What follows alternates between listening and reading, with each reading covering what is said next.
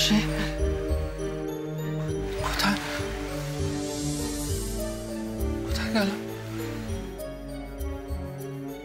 খুশি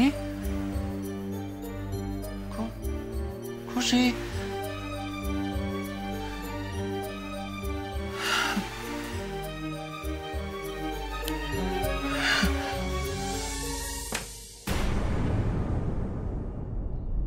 না না, আমি ভাবতেই পারছি না, মানে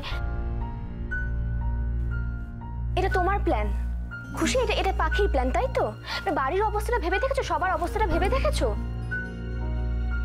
খুশির জন্য সবাই এত কষ্ট পাচ্ছে, খাওয়া দাওয়া বন্ধ হয়ে গেছে, সেই খুশি আমার সামনে দাঁড়িয়ে রয়েছে। বাহ বাহ বাহ বাহ। না, এটা একদম ঠিক হয়নি, এটা একদম ঠিক হয়নি। সবার ইমোশন নিয়ে এভাবে ছেলে খেলা করাটা কি করে করতে পারলে তোমরা? হ্যাঁ, কি করে করতে পারলে? এটা এটা আমাকে জানাতে হবে, সবাইকে জানাতে হবে। আমার আর কিছু করার নেই, না জানি তো কোনো উপায় নেই। সবাই কি ভাবছে বলো তো? মানে এটা আজকে আমি তোমাদেরকে এই কথাগুলো বলছি, এরপর তো সবাই তোমার সম্পর্কে খারাপ ভাববে। শুধু তোমার সম্পর্কে কেন, খুশিকেও তো খারাপ ভাববে। তুমি বুঝতে পারছো ব্যাপারটা?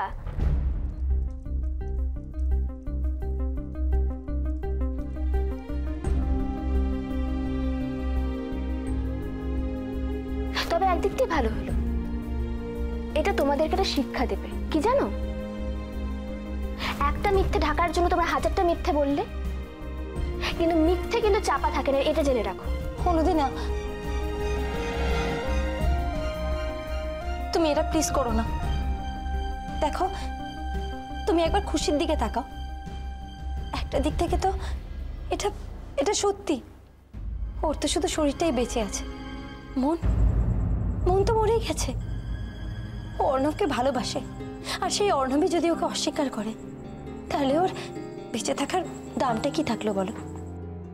অনুদি, তুমি আমার কথাটা একবার বোঝার চেষ্টা করো।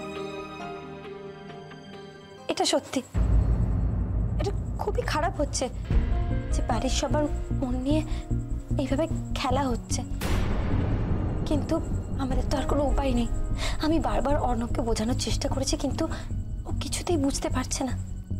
খুশি ওকে এতটা ভালোবাসে, তুমি একবার বোঝার চেষ্টা করো অনুদি। এটা শুধুমাত্র খুশি আর অর্ণবের ভালোর জন্য।